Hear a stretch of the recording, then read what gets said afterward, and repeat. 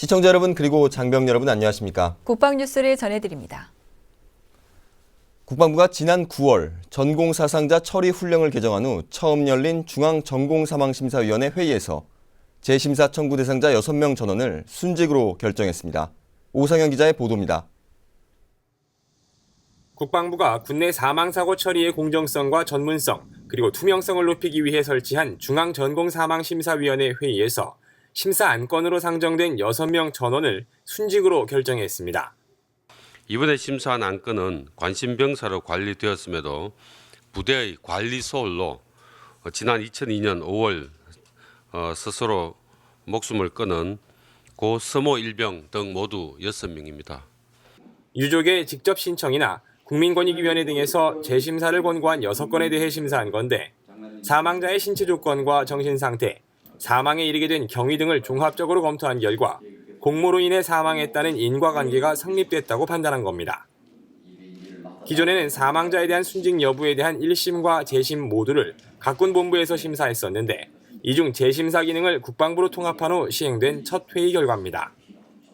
심사위원은 손봉호 나눔국민운동본부 이사장을 위원장으로 외부 전문위원 6명과 내부위원 3명으로 구성했습니다. 또 공정한 심사를 위해 유족들에게 미리 심사 날짜를 알려줘 심사하는 동안 유족들이 의견을 말할 수 있도록 했습니다.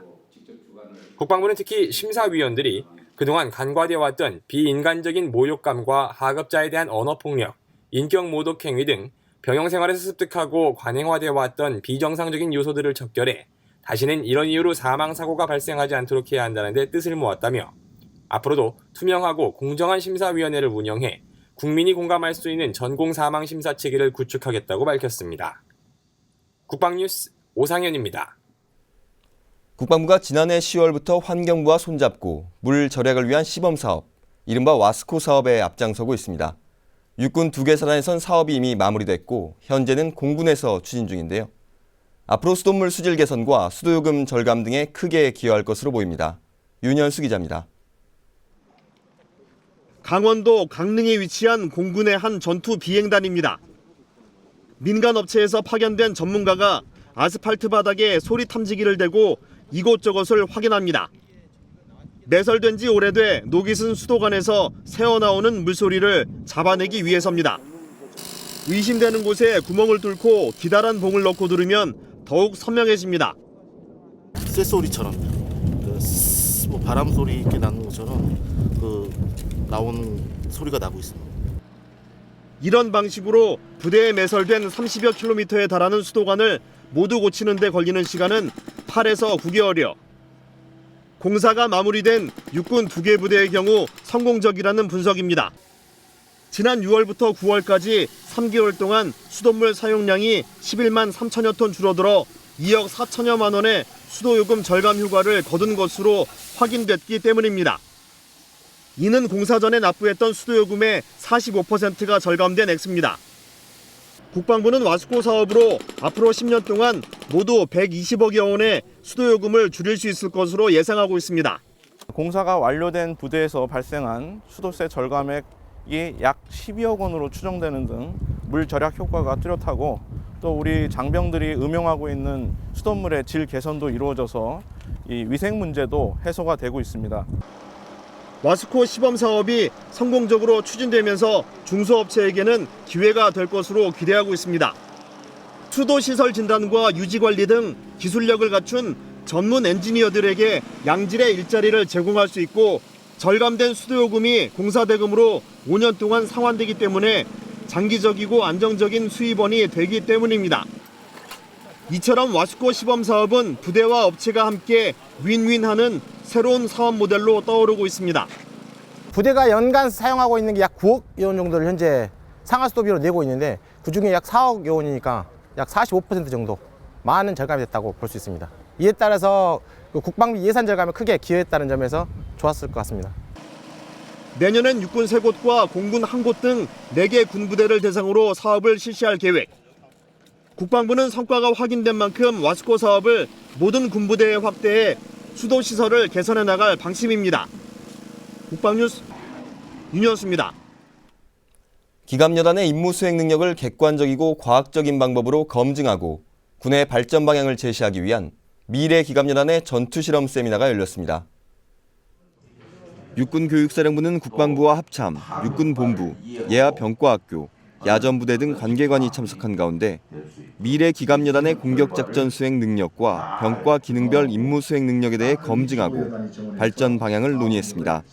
워게임 전투 실험으로 기갑여단의 임무 수행 능력을 객관적이고 과학적으로 검증하여 미래 변화된 전장 환경 속에서 싸워 이길 수 있는 미래 전력을 창출하기 위한 세미나로서 성공적인 국방계획을 뒷받침할 것입니다. 이번 세미나에서는 특히 기갑여단이 전장에서 정보와 화력, 기동으로 공격작전을 펼칠 때 주도권을 차지하고 이후 작전 수행이 가능할 것인지에 대한 실험 결과가 제시됐습니다. 교육사령부는 이번 세미나를 통해 더욱 발전된 전투실험 체계를 만들고 완전한 전투력을 갖출 수 있도록 실험을 통해 검증할 계획입니다. 해군이 제1회 해양안보법 심포지엄을 개최했습니다. 불법 조업 차단과 해난 사고 등에 해군이 어떠한 역할과 임무를 수행해야 하는지에 대한 법적 토대를 마련하기 위한 자리였습니다. 양희룡 기자의 보도입니다. 해양안보법은 해양주권과 해양질서, 해상수송안보, 군비통제, 해양자원 보존과 관계된 국내법과 국제법을 모두 일컫습니다. 해군은 지난 1994년부터 해양안보 위협에 효과적으로 대응하기 위해 해군 작전법 회의를 매년 실시해오다 올해부터 해양안보법 심포지엄으로 확대 발전시켜 대한국제법 학회와 공동으로 첫 심포지엄을 열었습니다.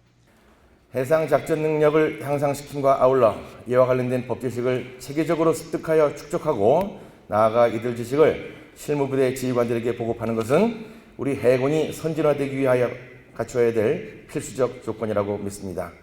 지난 20년간 해군 작전법 회의를 개최하여 오던 해군이 올해부터 이를 해양안보법 심포지엄으로 확대 개편하여 개최하게 된 것은 이러한 요구에 부응하기 위한 것으로 이해합니다. 황기철 해군 참모총장은 개회사에서 해양안보법 분야에 대한 연구와 해석의 필요성을 강조했습니다. 이번 해양안보법 심포지엄을 계기로 우리나라의 해양 주권과 국익 수호를 위한 실질적인 법률적 방안들이 활발하게 논의되어 해양안보법 분야의 발전에 크게 기여하기를 기대합니다. 올해 첫 심포지엄의 주제는 21세기 해양안보의 중요성, 그동안 해군의 관할이 아니라고 여겼던 불법 조업과 해난 사고 등에 대해 해군이 어떠한 역할을 수행해야 할지 전문가들의 논의를 통해 법적 문제를 검토하기 위한 자리였습니다. 중국 어선 단속과 대응에 대한 주제 발표에 나선 제주대 법학전문대학원 김부찬 교수는 해군의 역할은 외교적 역할과 군사적 역할 외에 경찰적 역할이 점점 확대되는 추세라면서 법령의 명시가 분명해야 한다고 강조했습니다.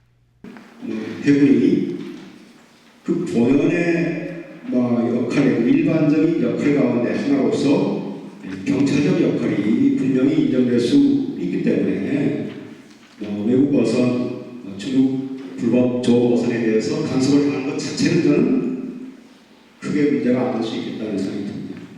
그런 의미의 추상적인 근거를 있기 때문에 다만 좀 전에 말씀드린 몇 개의 법령과 같이 명시적으로 해군의 어떤 그런 권한 내지 역할이 명시가 되어야만 이것이 국내적으로 그렇고 대외적으로도 그렇고 그런 이제 그 해군의 임무 수행과 관련된 불필요한 오해나 국가 간의 마찰을 피할 수 있겠다. 김 교수는 이어 중국 어선 불법 조업 단속에 해군이 해경과의 긴밀한 협조 체계를 갖추고 실질적인 참여가 필요하다면서 적법성과 정당성 확보를 위한 법령의 재개정과 별도 기구 창설 등의 방안을 제시했습니다. 이날 심포지엄에서는 이 밖에 해난 사고 시 군의 역할과 임무에 대한 토의도 이루어졌습니다. 올해 처음 열린 해양안보법 심포지엄은 날로 증대되고 있는 해군의 임무와 역할에 대해 보다 현실적이고 실효성 있는 법 체계의 초석을 다지는 중요한 계기가 될 것으로 보입니다. 국방뉴스 양희룡입니다. 1968년 중동부 최전선에서 작전 수행 중 수류탄을 몸으로 감싸 수많은 부하들의 생명을 구하고 산화한 고 임상택 육군소령이 11월에 호국인물로 선정됐습니다. 1961년 갑종 간부로 임관한 고 임상택 소령은 백마부대 중대장으로 월남전에 참전했으며 전공을 세운 뒤 귀국해 중동부 최전방에 위치한 3사단에 배속됐습니다. 고 임소령은 대침투 작전에 대비한 방책선 보강 작업 중 중대원의 실수로 수류탄이 터지는 순간 자신의 몸으로 수류탄을 덮치고 장렬히 산화했습니다. 그의 숭고한 희생으로 당시 함께 있던 10명의 부하들은 생명을 구했습니다. 정부는 고인에게 1계급 특진과 충무 무공 훈장을 추서했으며 소속 부대인 3사단은 사령부에 고인을 기리는 추모 동상을 건립했습니다. 6일 전쟁기념관에서 열린 현양 행사엔 고인의 부인인 임봉자 여사를 비롯해 서울지방보훈청장과 갑종장교 전우회원 등이 참석했습니다. 현재 고인의 유해는 국립서울현충원 제6묘역에 안장돼 있습니다.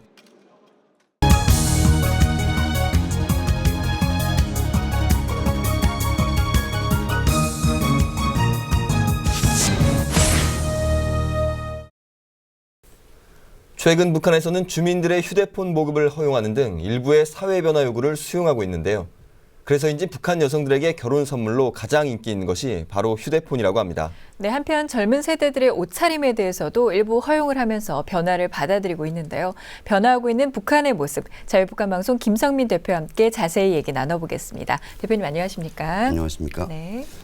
네, 대표님, 이제 북한 주민들의 휴대전화 사용 더 이상 낯선 모습은 아닙니다. 그런데 주민들에게 휴대전화 사용을 허가하기는 했지만 또 어떤 제한 사항이 있다고 들었는데 어떤 겁니까? 예, 먼저 북한의 휴대폰 상황을 살펴볼 필요가 있는데요. 북한은 현재 자체로도 휴대폰을 생산하지만 중국 심천에서 전자 시스템 생산 방식을 빌려서 거기서 생산을 해서 북한으로 들여오고 있습니다. 알려진 바와 같이 이집트의 오라스콤 텔레콤이 북한의 최신성과 손잡고 북한 최초의 통신망을 만들어냈죠. 거려링크라고 합니다. 이 거려링크에서 3G망을 통해서 휴대폰을 활용하고 있고요. 그 주민들에게 휴대폰을 팔고 있는데 이 휴대폰이 그 제한성은 말씀하신 것처럼 아주 작은 부분이고요. 예를 들면 이제 주민들은 휴대폰 전화 통화와 녹음 정도만 가능하고 있습니다. 그리고 국제 전화는 물론 차단돼 있고요. 그리고 북한 자체 내에서 이제 인터넷을 통해서 만들어 놓은 웹사이트가 몇 개가 있습니다. 예를 들면 그 국립도서관이라든가 김일성 대학 정도의 자료실만을 이제 나름대로 검색을 하게 되어 있고요. 나머지는 일체 사용 금지가 되었습니다. 무엇보다 중요한 것은 북한 주민들이 전화 이외에 국제 통화라거나 이런 것들은 스스로 도청을 의식하고 있기 때문에 사용할 생각을 안 하고 있습니다. 아, 그렇군요. 그런데 앞서 제가 말씀드린 것처럼 이 북한 여성들의 결혼 선물로 상당히 인기가 있다고 들었습니다. 근데 상당히 인기가 있는 이유가 뭐 특별히 있습니까? 일단 북한 주민들이 나름대로 궁핍함 생활을 하고 있지 않습니까? 거기에 소위 여성들, 평양 시민들 같은 경우에 여성들에게 그 궁핍함 속에서도 선물의 의미를 크게 부여하고 있습니다. 이를테면 70년대에는 세이코나 오메가 시계가 이제 한때 유행이 됐었고요. 80년대에는 칼라 TV까지 이제 결혼 예물로 정말 부유한 사람들을 향해서 가곤 했습니다. 그런데 현재는 240만 대 휴대폰이 지금 북한에서 작동을 하고 있는데 그 정도면 여성들에게 결혼 예물로 아주 인기가 있게 되고 마음을 있죠. 사로잡을 수 있는 그렇죠. 그렇게 되는데 역시 휴대폰은 아직까지 북한 사람들에게 부의 상징으로 되고 있기 때문에 그런 귀한 선물로 되고 있다라고 말씀드려야겠죠. 네, 우리나라에서는 이 휴대전화를 쉽게 살 수 있는데 북한에서는 휴대전화를 어떻게 구입하고 또 일반 주민들이 사용하는 비율은 전체로 봤을 때 어느 정도나 됩니까? 예, 저도 이제 한국에서 휴대폰을 사용해 보니까 알겠지만 한 10분이면 뚝딱뚝딱해서 만들어지지 않습니까? 개통이 되는데 북한은 아예 까다롭습니다. 보안원과 이르면 경찰과 보이지도원, 이제 국정원 이런 시스템을 거쳐서 담당 보이지도원과 보안원의 신분 확인 증명서를 받아야 되고요. 를 가지고 최신성에 가서 등록을 해야 됩니다. 그렇기 때문에 저희들이 이제 북한 휴대폰을 한번 이제 가져왔던 적이 있는데 그 준 사람이 이게 다 등록된 거기 때문에 여기서 나오는 자료 하나, 이름 한자를 가지고도 나를 알아볼 수 있다고 되게 걱정을 하더라고요. 그런 시스템을 거쳐야 이제 개통이 되고 있고요. 그리고 이런 휴대폰들은 사실 현재 북한의 소위 간부들이 쓴다고 봐도 틀린 말이 아니죠. 군, 경찰, 노동당 간부들 이런 사람들에게 보급이 되거나 팔리고 있습니다. 그렇군요. 이렇게 그러면 휴대전화 보급이 늘면서 뭐 사용량도 이제 좀 많아질 건데 저희도 휴대전화를 사용을 하면 요금이 나오지 않습니까? 이런 요금 체계 같은 것도 따로 이제 있습니까? 요금 체계가 분명히 있죠. 있는데 생각 외로 또 이제 쌉니다. 아, 그렇습니다. 그래서 이제 네. 한 번 등록을 한 통신 기재, 예를 들면 이제 휴대폰은 200분의 무료 그 통신을 할 수가 있습니다. 네. 그런데 이 200분의 통신료가 우리 돈으로 130원 정도입니다. 아, 130원. 달러로는 14센트 정도. 그러니까 아주 싼데 북한 돈으로는 1,000원이죠. 네, 근데 네. 북한 노동자 월급이 3,000원이라고 할 때 그리 비싼 건 아니다. 네. 하지만 또 북한에서 장마당에서 쌀 가격이 6,000원입니다. 1kg 값이. 아, 네. 그러니까 이 북한의 고정 가격, 그러니까 국가가 인정하는 가격과 시장 가격에서 이제 그렇게 놓고 본다면 네. 국가가 하는 국전 가격에 많이 치우쳐 있죠. 그런 면에서 쌀 1kg에 6,000원인데 저거 1,000원? 되게 싸네 할 수는 상당히 좀 있겠지만, 차이가 있네요. 네. 하지만 앞서 말씀드린 것처럼 이것들은 간부들이 주로 사용하기 때문에 간부들의 편의를 위해서 국전 가격으로 제공되는 휴대전화 요금이다라고 볼 수가 있겠죠. 네. 네, 이제 좀 주제를 바꿔서 이 젊은이들의 옷차림 단속도 예전에 비해 많이 유연해졌다고 들었습니다. 김정은의 부인 리설주의 화려한 패션이 영향을 미쳤을 거라는 얘기도 있는데 어떻습니까? 예, 그런 이야기도 있지만 또 한편으로는 북한에서 지금도 여자들이 바지 입고 다니는 문제를 귀찰대가 나서서 통제하고 있다라는 얘기도 들려옵니다. 지금 이번에 이 이야기는 평양에서 진행된 지난달에 진행된 12차 패션쇼 때문에 이제 그걸 관람하고 왔던 외국인들이 2명씩이나 언론에 이런 자료들을 냈기 때문에 그 자료 사진을 본 사람들이 예뻐졌네 옷차림이, 그리고 짧아졌네 치마가, 이런 이야기를 해서 그런 기대치를 부풀리고 있는데 사실은 이게 문자 그대로 평양에서 1년에 한 번씩 열리는 패션쇼의 결과다라고 봐야 되겠고요. 그럼에도 불구하고 이설주 패션의 영향에서 자유롭지는 않다라고 봐야 되겠죠. 북한 주민들이 이런 것들을 바라보면서 이런 생각을 할 겁니다. 물론 TV를 통해서 바라보지만 저 선전이지만 그럼에도 불구하고 좀 더 진화되는 당국의 모습이라든가 선전 효과를 위해서 보다 과감하게 나오는 모습들을 바라보면서 스스로의 변화도 자체로 유도해내지 않을까, 그런 기대도 가지고 봅니다. 네, 그렇군요. 얘기를 쭉 들어보니까 휴대전화 보급도 그렇고 또 패션쇼도 마찬가지고 이 개방화 바람이 정말 거세게 불고 있는 것 같은데요. 이런 개방화 바람이 궁극적으로 이 체제 변화에 좀 영향을 많이 끼칠까요? 영향을 틀림없이 미친다고 봐야 되겠죠. 네. 물론 북한이 선전과 선동의 효과를 노리고 여러 가지 변화를 주고 있습니다. 하지만 이걸 북한 주민들이 TV와 신문을 통해서 직접 본다는 것이죠. 네. 북한 주민들은 지금껏 온 인생을 선전 효과에 익숙되어 왔음에도 불구하고 이건 선전이다, 이건 우리 삶이다라는 걸 분명히 알면도 불구하고 그 선전의 수위가 높아짐에 따라서 나 스스로가 변화하려고 하고 있습니다. 이런 것들이 저희 말하는 개혁 개방에 대한 지향, 국민들의 의도라고 이제 연계된다라고 봐야 되겠죠. 네. 네, 잘 들었습니다. 지금까지 자유북한 방송의 김성민 대표와 함께 이야기 나눴습니다. 대표님 감사합니다. 고맙습니다. 다음은 국방 게시판입니다. 육군이 성실하게 군 복무 후 명예롭게 전역하는 장교와 부사관의 자긍심을 고취하기 위한 2015년도 전반기 명예진급 신청을 받습니다. 진급 최저 복무 기간이 경과한 상사, 소령, 중령 중 20년 이상 복무하고 명예전역 희망일 기준 정려 잔여 기간이 1년 이상 10년 이내여야 합니다.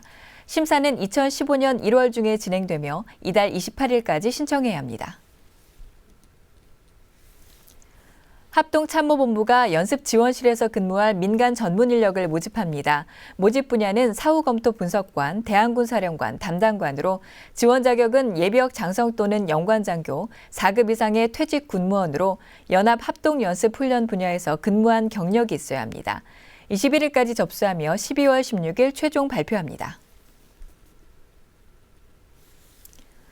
국방일보에서 창간 50주년을 맞아 이벤트를 실시합니다. 참여 방법은 네이버 뉴스 스탠드에서 국방일보를 마이뉴스로 설정하고 스마트폰 어플에서 국방일보 앱을 설치합니다. 마지막으로 이 두 화면을 캡처하거나 사진 촬영해 메일로 보내면 응모가 완료됩니다. 12일까지 진행되며 당첨자는 17일 국방일보 홈페이지에서 발표되고 FA50 모형 항공기 세트 등 다양한 상품을 증정합니다. 고등군사법원에서 속기사를 특별 채용합니다. 대한상공회의에서 인증하는 한글 속기 1급 자격증 소지자로 현역 또는 공무원은 임용 예정일 전까지 전역 또는 퇴직이 가능해야 합니다. 2015년 1월 1일 임용되며 서울 용산에서 근무하게 됩니다. 10일부터 11일까지 원서 접수하고 28일 합격자를 발표합니다. 겨울의 시작을 알리는 입동이 다가왔습니다. 야전에서는 이미 겨울맞이를 위한 준비가 한창인데요. 동계작전 대비만큼이나 중요한 것이 바로 장병 여러분의 건강인데요. 날씨가 추워지고 해가 짧아지면 계절성 우울증을 겪기 쉽다고 합니다. 춥다고 움츠려 있는 것보단 자주 움직이는 것이 훨씬 좋다고 하니까요. 적당한 운동을 통해 건강한 겨울 맞이하시기 바랍니다. 국방뉴스를 마칩니다. 시청해주신 여러분 고맙습니다.